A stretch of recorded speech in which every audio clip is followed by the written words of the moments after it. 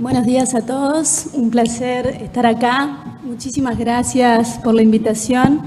Me parece realmente interesante el tema que nos convoca en este panel y agradezco la oportunidad de introducir a ese tema para escuchar a panelistas tan destacados sobre el asunto. ¿Cómo conceptualizamos los litigios complejos? Sería el desafío de este panel. Me parece importante dar cuenta de que el fenómeno al que nos estamos refiriendo, el de los litigios complejos, para llamarlo de una manera general, aparecen multiplicándose a lo largo de toda Latinoamérica en las últimas 2 décadas de una manera consistente y de una manera cada vez más profunda, ¿no? Y esta multiplicación de alguna manera atraviesa una gran cantidad de campos del derecho, por la diversidad de los temas que se abordan y que se judicializan a través de este tipo de litigios, ¿no? En algún sentido uno puede ver como un ámbito muy destacado de los litigios complejos el ámbito de la judicialización de conflictos ambientales. En Argentina, quizás el caso paradigmático para nosotros ha sido la causa Mendoza, ¿verdad? En donde se ha judicializado la contaminación de la cuenca Matanza-Riachuelo, afectando a millones de personas, y la intervención de gran impacto de la Corte Suprema Argentina en este caso. En Colombia, yo creo que uno de los conflictos más interesantes de toda Latinoamérica judicializado ha sido el caso de los desplazados a raíz del conflicto armado que dio lugar a la famosa sentencia T025 de la Corte Constitucional colombiana. Hemos visto una gama muy importante de conflictos judicializados en este sentido, la mayor parte de las veces involucrando a minorías que reclamaban ser discriminadas o grupos vulnerables en situaciones de particular injusticia estructural, incluso una judicialización muy clara, diría yo, de injusticias distributivas, vinculadas a veces a prestaciones inequitativas de servicios públicos del Estado o vinculadas eventualmente a el reclamo de prestaciones sociales de grupos vulnerables, etc. O sea, la gama ha sido amplia. Y en general lo que los autores han ido identificando como característica de esta forma o de esta nueva ola de litigios ha tenido que ver, me parece a mí, con los objetivos que estos o los impactos que estos litigios han buscado, ¿no?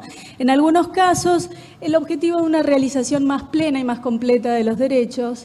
En otros casos, la idea de promover agendas de derechos fundamentales o de derechos humanos que de alguna manera venían siendo relegadas dentro de la agenda de judicialización por mucho tiempo.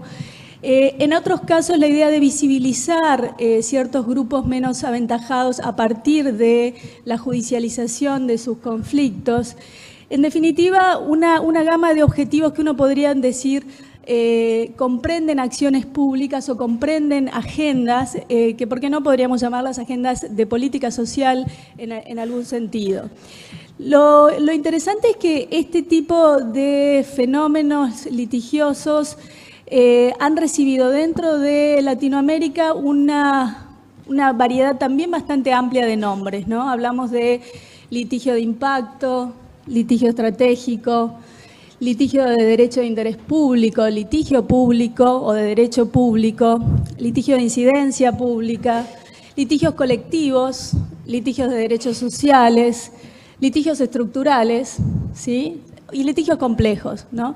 Esta terminología, que para nosotros es medianamente incipiente, sin embargo es una terminología que podríamos decir viene de otras latitudes, ¿no? Y que tiene una antigüedad bastante mayor en otros contextos de judicialización. Unas preguntas que a mí me parece interesante disparar para este panel y para reflexionar al respecto tienen que ver con ver en qué medida aquellos rasgos que en general la doctrina ha venido identificando como rasgos que se vinculan a este tipo de litigios, como por ejemplo la participación de muchos actores procesales, la existencia de una causa estructural, estos objetivos de llevar adelante agenda política, etcétera, etcétera. ¿En qué medida, cuáles de estos rasgos serían los rasgos que podríamos llamar como definitorios, si se quiere, de este fenómeno y cuáles serían más bien rasgos eventuales o aleatorios que ocurren en algunas circunstancias o que concurren en algunas circunstancias y en otras no, ¿no? Para poner el foco en cómo empezamos a conceptualizar esto. Y una segunda pregunta que me interesa particularmente es preguntarnos en qué medida la terminología que parece referirse al mismo fenómeno, toda esta gama de términos con lo que referimos a ellos, son términos que se refieren al mismo fenómeno, pero desde el mismo enfoque.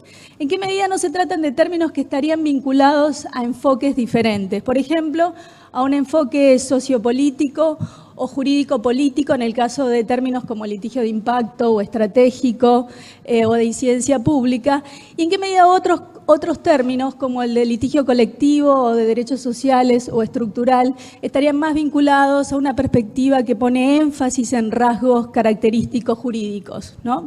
Esas son como preguntas y propuestas para discutir y tenemos acá uno de los paneles más interesantes probablemente de la región para reflexionar al respecto.